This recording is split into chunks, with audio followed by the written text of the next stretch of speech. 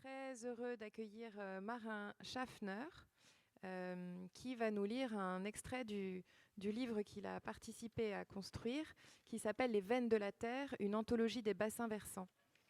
Alors, pour présenter Marin Schaffner, je cherche mon papier, pardon, Marin Schaffner, qui est ethnologue de formation, auteur et traducteur, et qui co-dirige la formidable collection de poche des éditions Wild Project, dont beaucoup des livres dont on vous parle aujourd'hui sont issus.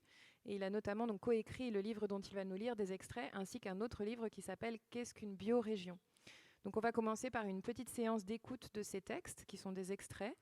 Et puis ensuite, nous irons, sans transition de ma part en tout cas, mais avec une transition entre eux, sur la discussion suivante, qui est une conversation entre deux personnages, François Guérouet, qui est un nomade ligérien, et Sophie Gosselin, que je présenterai aussi. Et ils vont ensemble discuter, existe-t-il des peuples de Loire, lutte, cohabitation, attachement au fleuve. Et donc Sophie Gosselin est pardon, je regarde mes notes, est agrégée et docteur en philosophie. Elle est membre du comité de rédaction de la revue Terrestre et membre de l'Université populaire de Tours, Université populaire de la Terre, co-autrice de l'ouvrage Le toucher du monde, technique du naturé aux éditions Dehors. Et François Guérouet donc, est nomade ligérien et militant écologiste, et il a participé à l'écriture du livre dont on va entendre des extraits tout de suite. Donc on est parti pour un petit moment avec vous trois. Je vous remercie beaucoup pour votre présence à tous les trois et on vous écoute. Bonjour à toutes et à tous, merci d'être présents. Donc pour reprendre un petit peu cette journée, on va plonger dans la lecture, ça va nous faire un peu de bien, un peu de repos. Vous avez 15 minutes pour digérer, après ça reprend sur les chapeaux de roue, méfiez-vous. Donc on a composé cette anthologie de textes sur les bassins versants qui regroupe une quinzaine de textes qui viennent de vraiment tous les coins du monde, écrits par des hommes et des femmes qui depuis longtemps ont témoigné de cette conscience des bassins versants et de comment est-ce que cette conscience des bassins versants permet de mener des luttes écologiques et sociales. Donc à l'intérieur de ce petit ouvrage qui s'appelle Les veines de la Terre, il y a des textes de Vandana Shiva, l'écoféministe indienne. Il y a des textes de Deborah Bird-Rose, ethnologue qui a passé sa vie avec les aborigènes en Australie, camarade de Barbara que nous avons entendu ce matin. Il y a Élisée Reclus, le géographe libertaire. Il y a Gary Snyder, le poète américain biorégionaliste. Voilà, plein de beaux mondes. Je vais vous lire deux extraits des textes. Alors, c'est deux extraits qui ont été écrits par des hommes. Donc, avant de commencer, je voudrais rendre hommage à toutes les femmes qui sont présentes dans ce livre et toutes les femmes partout ailleurs qui luttent pour la santé des bassins versants et de la vie partout sur la planète, parce qu'elles sont au cœur des discussions qu'on a aujourd'hui. Donc je vais me faire le porte-voix de deux hommes, mais les femmes sont bien là, ne vous inquiétez pas. Le premier, c'est Takeyama Shigatsu. Takeyama Shigatsu est un ostréiculteur japonais qui a écrit un ouvrage qui rend compte d'une expérience qu'il a menée dans la baie dans laquelle il fait pousser ses huîtres. Et son livre s'appelle La forêt amante de la mer. Je vous en dis pas beaucoup plus parce que le texte parle de lui-même. Fête de la plantation de la forêt amante de la mer, programme de la cérémonie.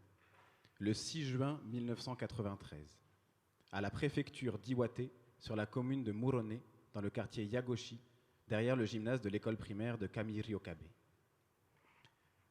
Natsu kodashi ni midori afureshime yomiyaku wa seimei no yasumi no yona shizukesa. L'été, dans le bosquet, déborde la verdure aux nervures, calme comme si la vie se reposait. La forêt et la mer, depuis le début des temps, sont le berceau où grandit la vie. Quand, pénétrant sans bruit dans la forêt de feuillus, vous prêtez l'oreille au frôlement des feuilles, quand, debout, sur le rivage, vous transit la rumeur de la mer, cela ne vous apaise-t-il pas ? La forêt et la mer sont reliées par des fleuves pleins à déborder d'une eau fraîche et limpide. Et plus l'eau est pure, plus profond est le lien. Avec pour devise la forêt amante de la mer, Moriwa Umi no Koibito, et en priant pour que l'Okawa, le fleuve maternel qui se jette dans la baie de Kessen-Numa, garde toujours son courant pur, nous, autour du Murone-san, nous avons planté un bois de près de 2000 feuillus, des hêtres, des marronniers, des cornouillers, etc. Et nous l'avons baptisée la forêt des huîtres, Kaki no Mori. Les enfants de l'amont, invités à la mer, ont étudié l'écosystème en fréquentant la faune et la flore marine. En retour, les enfants de l'aval, en plantant des arbres, ont appris l'importance de la forêt et cela nous a aidés à les éduquer à l'environnement. Ce que nous avons appris, en 4 années de ce mouvement, c'est à quel point pour préserver l'environnement aquatique de toute cette région, y compris la mer, compter la compassion envers la nature de la part des gens qui vivent dans le bassin fluvial de l'Okawa, à partir du bassin versant des montagnes de Muronemura et Iwateken. Récemment, de nombreuses personnes vivant dans le bassin fluvial ont les unes après les autres émis le souhait de constituer en amont une plus vaste forêt de feuillus encore, et ce souhait est en train de se réaliser. Cette fois-ci, avec la collaboration des membres du syndicat de cogestion de la forêt des rejetons, constitué par le Conseil d'autonomie locale du secteur 12 de Muronemura, la décision a été prise de planter sur 3 hectares une forêt de 10 000 feuillus à Furusawa, sur le Yagoshiyama, là où l'Okawa prend sa source. Une première tranche de 2000 plants va être réalisée, avec principalement des ormes du Caucase et des cerisiers de montagne. Nous avons l'intention de continuer à développer cette forêt ouverte aux gens de bonne volonté et qui tisse des liens dans tout le bassin fluvial. Citoyens de Kessen-Numa, qui chaque jour vivaient de l'eau de l'Okawa, paysans dont les rizières reçoivent leur eau de l'Okawa, pêcheurs qui vivaient de la maréculture, jeunes gens et jeunes filles qui portaient l'avenir de l'environnement, tous ensemble, ne participerez-vous pas à la fête du reboisement ? Nous espérons que vous serez nombreux et nombreux à participer à ce programme. Pour l'association des soupirants de la forêt des huîtres, à Takeyama Shigatsu. Pour le syndicat de cogestion de la forêt des rejetons, Koiwiya Kunihiko.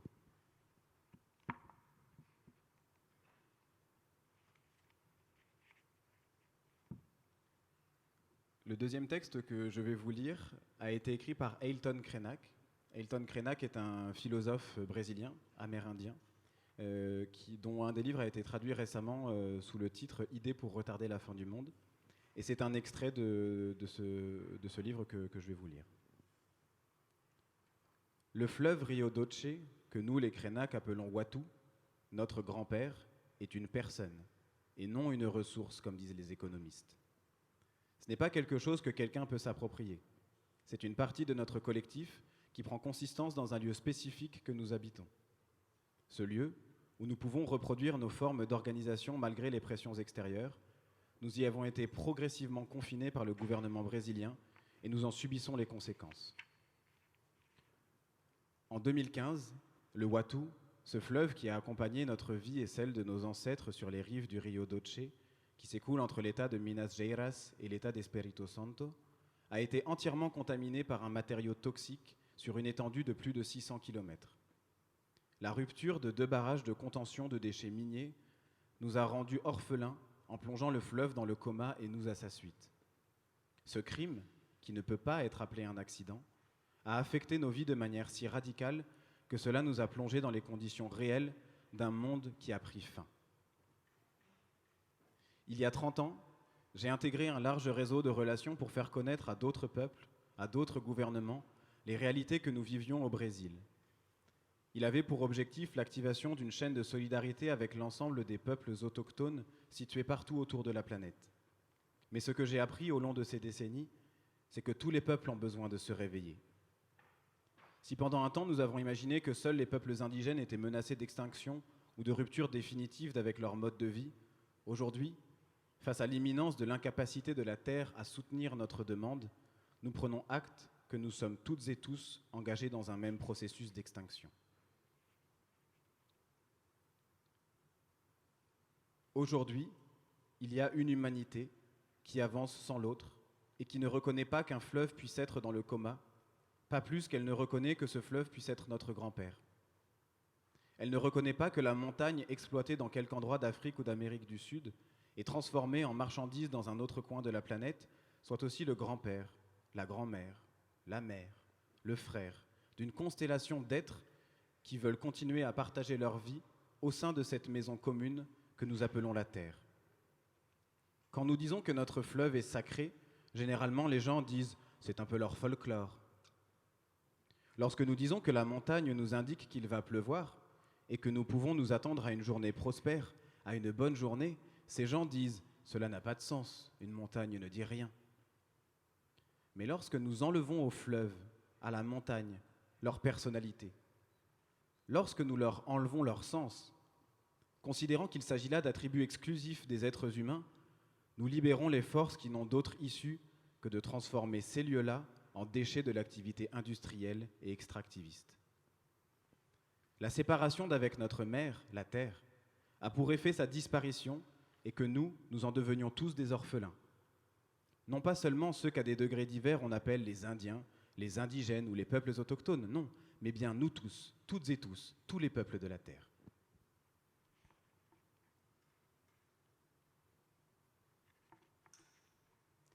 Et pour finir et faire la transition avec la discussion qui va suivre, je voudrais lire la fin de la postface que l'on a écrite à cette petite anthologie qui s'appelle « Pour une intermondiale des bassins versants ».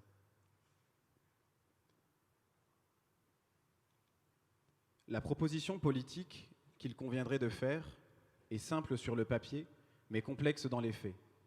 Il s'agit de prendre l'eau au sérieux. Ou autrement dit, d'envisager de nouvelles façons de faire communauté selon chaque tissu de réalité locale, selon chaque hydromonde, qui se mettent à la hauteur des sagesses de l'eau. Se placer sur un autre plan, à la fois en deçà des grands projets de maîtrise et de contrôle du vivant, et au-delà des logiques simplificatrices de l'utilitarisme et de l'exploitation.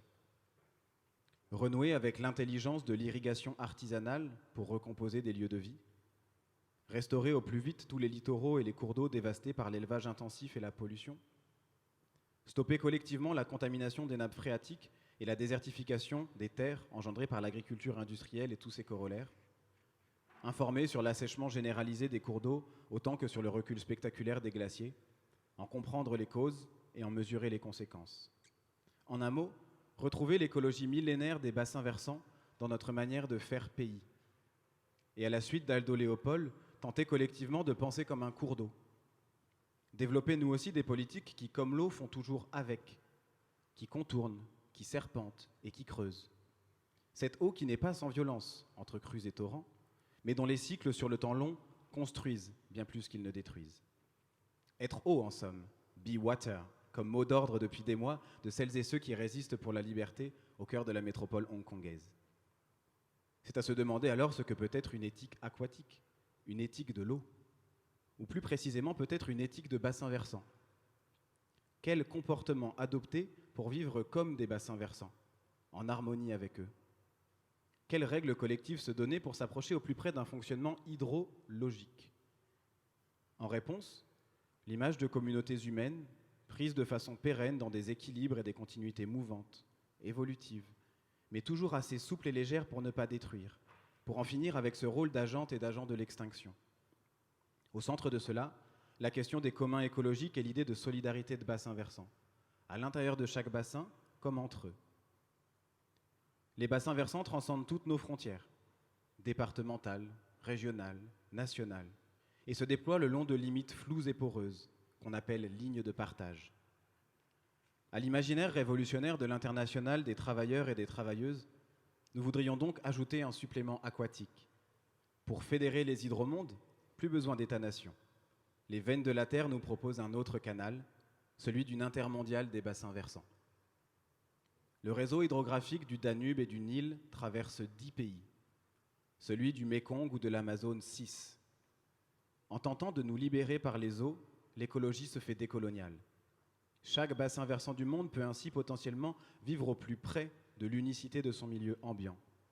La biosphère s'avère bel et bien composée de myriades d'hydromondes, biorégions à la fois autonomes et solidaires qu'il ne s'agit pas tant de retrouver que de construire. L'invention politique que nous proposons ici s'appuie sur des réalités biologiques intangibles, mais elle s'appuie aussi sur des réalités politiques historiques, car la majorité des peuples autochtones du monde, et nos aïeux d'avant les uniformisations nationales, vit de facto le long et avec des bassins versants. Aborigènes du fleuve Victoria en Australie, Mohicans le long de l'Hudson, Krenak du fleuve Watu au Brésil. S'il y a dans tout cela de l'utopie, il n'y a pourtant pas d'idéalisme. En tentant d'ouvrir d'autres voies imaginantes, de nouveaux lits pour nos luttes écologiques et sociales, nous ne souhaitons pas faire abstraction des difficultés et des désastres. Mais face aux bouleversements multiples, en cours et à venir, nous croyons en la nécessité de vivre autrement. Dans un présent et un avenir proche, semés d'embûches, nous voulons croire dans le pouvoir du rêve et des horizons collectifs qu'il ouvre pour faire naître de nouvelles potentialités depuis l'intérieur des ravages. Nos existences hors sol ne dureront pas telles quelles bien longtemps, en tout cas assurément pas pour tout le monde. Nous allons donc probablement devoir, d'une manière ou d'une autre, quitter notre confort extractiviste, ne serait-ce qu'en renouant avec des autonomies de subsistance locales. Et cela, nous devrons le faire afin de bien vivre, et le faire de manière à ne pas nous laisser enfermer dans la peur, les localismes et les conflits culturels sans fond. La montée des eaux et les sécheresses qui partout nous guettent, tout comme la dégradation préoccupante de la santé des rivières et des fleuves des quatre coins du monde, appellent à de nouvelles résistances contre les accaparements et les barrages de toutes sortes. Les eaux, partout, demandent un arrêt des pollutions, un démantèlement des infrastructures néfastes et un réensauvagement massif, passant par des formes de cohabitation qui respectent les limites entre les espèces et les frontières poreuses et fragiles des hydromondes. À ces conditions seules, les veines de la Terre pourront jouer leur rôle de relance de la biodiversité et de l'extraordinaire vitalité du vivant. Notre rôle à nous, humaines et humains, pourrait alors être de prendre soin de la Terre comme si notre vie, tant matérielle que spirituelle, en dépendait. C'est cela être indigène, nous dit Robin Wall Kimmerer, biologiste et membre de la nation Potawatomi du Haut-Mississippi. Alors, tentons de le faire ensemble, par-delà les clivages nationalistes et culturels, vers une intermondiale des bassins versants. Merci.